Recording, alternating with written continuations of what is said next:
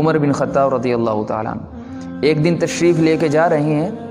تو رستے کے اندر ایک بوڑھیا ملی، ان کو ایک بوڑھی عورت ملی، اپنے گھوڑے پہ سوار ہیں، ساتھ دوست احباب بھی ہیں، قریشی سردار بھی ہیں، جا رہے ہیں۔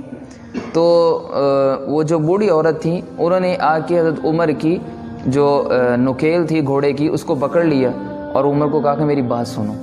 حضرت عمر رضی اللہ تعالیٰ عنہ نیچے اترے سواری سے اور جھک کر اس بوڑھی عورت کی، ان جو اماں جان ہیں ان کی بات سننے لگ گئے۔ کافی دیر انہوں نے کھڑے کیے رکھا، اور جب وہ خود تھک کے گئی ہیں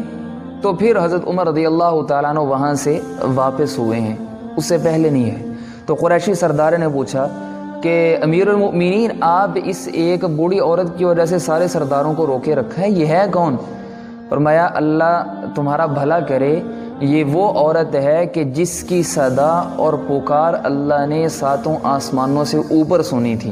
تو عمر اس کی بات سننے کے لیے کیوں کھڑا نہ ہو؟ یہ خولہ بنت ثعلبہ رضی اللہ تعالی عنہا ہیں جن کی پکار اللہ نے سات آسمانوں سے اوپر بھی سنی سی۔ قد سمع اللہ قول التی تجادلک فی زوجہا وتشتکی الی اللہ، اس آیت کے اندر اس کا ذکر ہے کہ اللہ تعالیٰ نے، یہ میں آپ کو عرض کر دیتا ہوں کہ ایک بوڑھی عورت آپ علیہ الصلوۃ والسلام، بڑی عمر کی عورت اللہ کے نبی کے پاس آئی اور عرض کرنے لگی یا رسول اللہ، میرے شوہر نے مجھے کہہ دیا ہے کہ تم میرے لیے میری ماں کی جو ہے نا، تمہاری پشت جو ہے نا وہ میری ماں کی طرح ہے، یعنی جس طرح میری ماں میرے لیے محترم ہے تم بھی ایسے ہی محترم ہو۔ تو زمانہ جاہلیت میں جب یہ لفظ بولے جاتے تھے تو اس کا مطلب طلاق ہوتا تھا کہ طلاق ہو گئی ہے۔ تو یہ آئیں اور آ کے عرض کریں گے یا رسول اللہ میرے شوہر نے مجھے ایسے کہہ دی ہے، میرے شوہر نے مجھے ایسے کہا ہے۔ تو آپ علیہ الصلوۃ والسلام نے ارشاد فرمایا تو طلاق ہو گئی ہے، طلاق ہو گئی ہے۔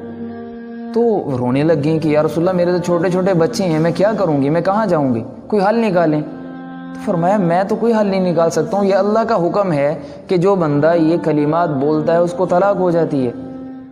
تو وہ بوڑھی عورت آپ علیہ الصلوۃ والسلام کے پاس بیٹھی ہوئی ہیں، سید الکونین کے پاس، اور جب اللہ کے نبی نے یہ جواب دے دیا نا تو پھر آسمان کی طرف نگاہ اٹھائی اور کہا کہ یا رسول اللہ پھر میں اپنی شکایت اپنے رب سے ہی کرتی ہوں، اشتکی الی، میں اپنے رب سے اپنی شکایت کرتی ہوں۔ تو اللہ تعالیٰ سے، اللہ کے نبی کے سامنے بیٹھ کے اللہ تعالیٰ سے راز و نیاز کی باتیں کی۔ اسی لمحے میں جبرائیل علیہ الصلوۃ والسلام تشریف لائے اور 28ویں پارے کی پہلی آیات نازل ہوئیں، قد سمع اللہ قول التی تجادلک فی زوجہا وتشتکی الی اللہ۔ اے نبی جب وہ عورت آپ سے جھگڑا کر رہی تھی نا تو اللہ اس کی بات کو سن رہا تھا، اللہ اس کی بات سن رہے تھے جب وہ آپ سے جھگڑا کر رہی تھی، تجادلک فی زوجہا، پھر اللہ کیا کہہ رہے ہیں وَتَشْتَكِي إِلَى اللَّهِ، پھر اس نے ایسی ذات کو پکارا ہے جب اس کو پکارو نا تو وہ اپنے پکارنے والے کو کبھی مایوس نہیں رہنے دیتی۔ وَتَشْتَكِي إِلَى اللَّهِ وَاللَّهُ يَسْمَعُ تَحَاوُرَكُمَا،